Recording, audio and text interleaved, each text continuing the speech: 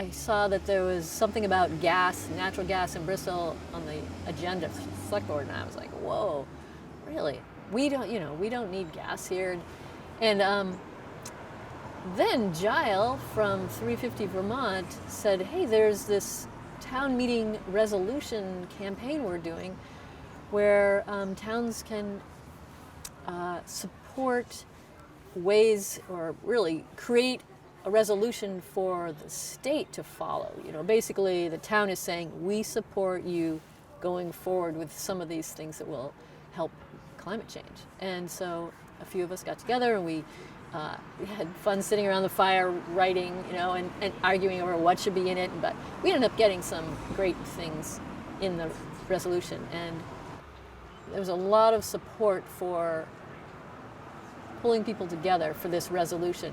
And what that did for us in Bristol, because we were really trying to rally people to understand that there was a gas line planned to come to Bristol, and we wanted to educate them about it. So trying to do the resolution at the same time was really helpful.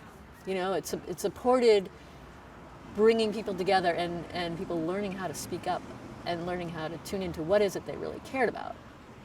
And so we ended up having lots of people come to the town meeting, and when someone said, well, I'd like you to strike that part about no new fossil fuel, I think, it shouldn't say that, then, that was going to be an amendment to get rid of that.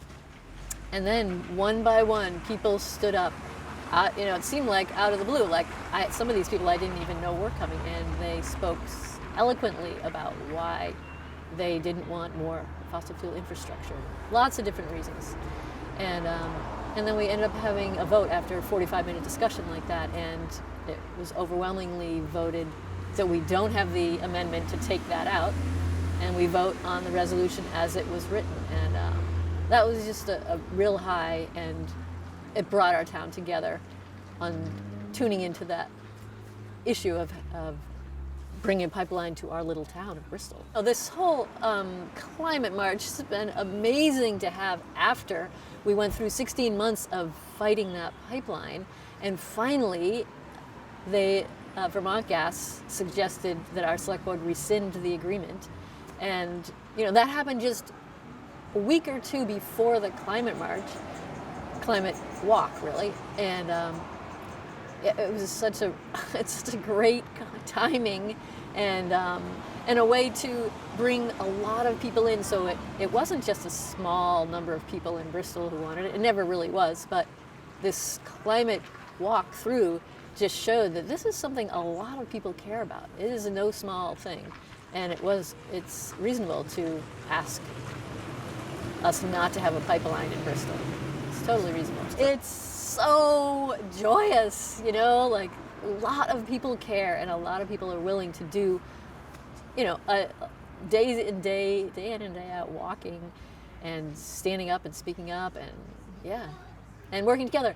What I really noticed along the walk is, and this gave me more, I guess, understanding how we have so many differences, even in the walk. There are things like, oh wait, I would do it this way, I would hold the banner this way, or I would do this, and I could see my judgments and my individuality coming through, where when I would let go, the way things flow when you're just a little more relaxed and open-hearted is beautiful. Things fall into place, everything gets done. I mean, that's one thing that this walk has showed me, that it's a beautiful thing when there are a lot of hands open and ready to help. But I can see in my own self that I have that individual self is so strong. So I'm aware that throughout the world, it's a big deal. That is like our biggest job is just to deal with how can we chill enough to trust the flow, and that cooperation and collaboration will work, I think the biggest thing would be for legislators to be like, yeah, it is time. We've got to move forward. We need to do this. What are we waiting for? That would be ideal.